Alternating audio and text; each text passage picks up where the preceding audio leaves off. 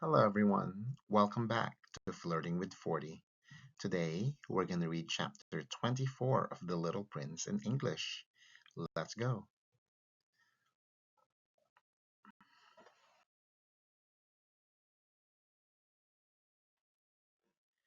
Chapter 24. It was now the eighth day since I had had my accident in the desert, and I had listened to the story of the merchant as I was drinking the last drop of my water supply.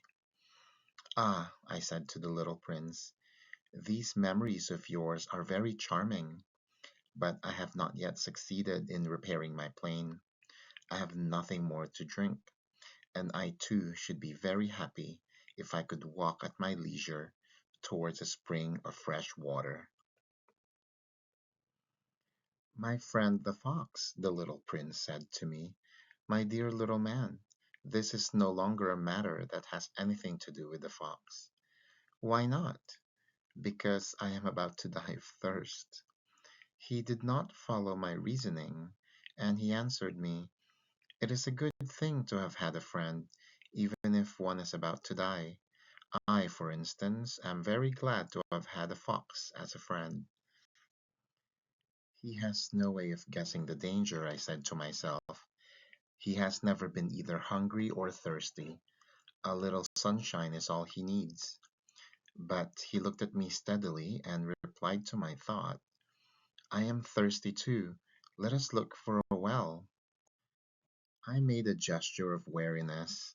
It is quite absurd to look for a well at random in the immensity of the desert, but nevertheless we started walking.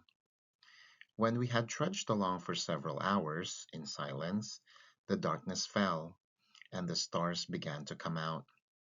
Thirst had made me a little feverish, and I looked at them as if I were in a dream. The little prince's last words came reeling back into my memory. Then you are thirsty too? I demanded. But he did not reply to my question. He merely said to me, water may also be good for the heart. I did not understand this answer, but I said nothing.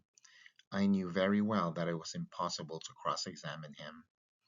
He was tired. He sat down. I sat down beside him. And, after a little silence, he spoke again. The stars are beautiful because of a flower that cannot be seen. I replied, yes, that is so. And, without saying anything more, I looked across the ridges of sand that were stretched out before the two of us in the moonlight.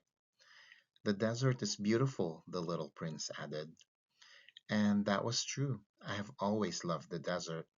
One sits down on a desert sand dune and sees nothing, hears nothing. Yet, through the silence, something throbs and gleams. What makes the desert beautiful, said the little prince, is that somewhere it hides a well. I was astonished by a sudden understanding of that mysterious radiation of the sands. When I was a little boy, I lived in an old house, and legend told us that a treasure was buried there. To be sure, no one had ever known how to find it. Perhaps no one had ever even looked for it. But it cast an enchantment over that house. My home was hiding a secret in the depths of its heart. Yes, I said to the little prince, the house, the stars, the desert, what gives them their beauty is something that is invisible. I am glad, he said, that you agree with my fox. As the little prince dropped off to sleep, I took him in my arms and set out walking once more. I felt deeply moved and stirred. It seemed to me that I was carrying a very fragile treasure. It seemed to me even that there was nothing more fragile on all earth. In the moonlight, I looked at his pale forehead, his closed eyes, his locks of hair that trembled in the wind, and I said to myself, what I see here is nothing but a shell. What is most important is invisible.